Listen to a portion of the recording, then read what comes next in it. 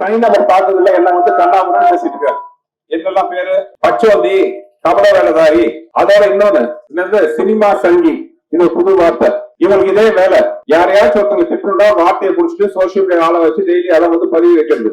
டபால்ட்டு ஐயா நான் சினிமாவில் அதெல்லாம் ஓகே, நீங்க என்ன வேணாலும் திட்டுங்க, அதாவது கூட்டாரையும் தெரியுங்க, அதுதான் பதில் சொல்லிட்டேன். உங்க துணை முதல்வர் பதில் உதயநிதி ஸ்டாலின் அவரும் சினிமா நடிச்சுதான் வந்திருக்காரு. உங்களுக்கு தைரியம் எடுத்து அவரை பார்த்து சொல்லுங்க பார்க்கலாம். என்ன குறை சொல்றீங்க? இதுவரை வார்த்தைக்கு வார்த்தை படிச்சவன் சொல்லிட்டு என்ன ஏகவாசத்தை திட்டிட்டு இருக்காரு. ஆனால் நீ உங்களால் படிக்காதவன் என்று இகழப்படும் தான், படிக்காதவன் என்று இகழப்படும் தான். கர்ம வீரர் காமராஜர் படிக்கல, புரட்சி தலைவர் எம்ஜிஆர் படிக்கல, புரட்சி தலைவர் அம்மா அவர்கள் படிக்கல. ஏன் உங்க தலைவர் டாக்டர் கலைஞர் படிக்கல?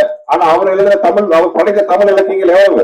ஐயா படிப்புனால வர்றதில்ல தகுதியும் தரமும். ஒரு சர்டிபிகேட் சொல்றாரு, நம்ம தகுதியும் தரமும் ஒரு சர்டிபிகேட் சொல்லாது, நம்மளுடைய நடத்தை தான் சொல்லும். நான் மதுரை தொகுதி மக்களின் குறைகளை பத்தி கேட்கிறேன், மதுரை மக்களுக்காக கேட்கிறேன்.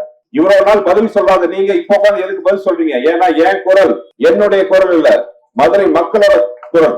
நான் கேட்கிற கேள்வி நான் கேட்கிற கேள்வி இல்ல, இந்த தொகுதி மக்கள் கேட்கிற கேள்வி. இதுக்கு பதில் சொல்லுங்க. படிச்சிருந்தீங்களா? அப்புறம் எதுக்கு நிதி அமைச்சர் பதவியிலிருந்து உங்களை டவுன் கீழே கொண்டு வந்தாங்க, சாதாரண துறைக்கு மாத்தினாங்க? அதுக்கு பதில் இருக்கா? ஏன் உங்க தகுதி இல்லாததுனாலயா? அவ்வளவு பெரிய படிச்சவர் உங்க முதலமைச்சர் ஏன் உங்களோட பொசிஷனுக்கு கீழே இறக்குனாரு? இதுக்கெல்லாம் பதில சொல்லுங்க.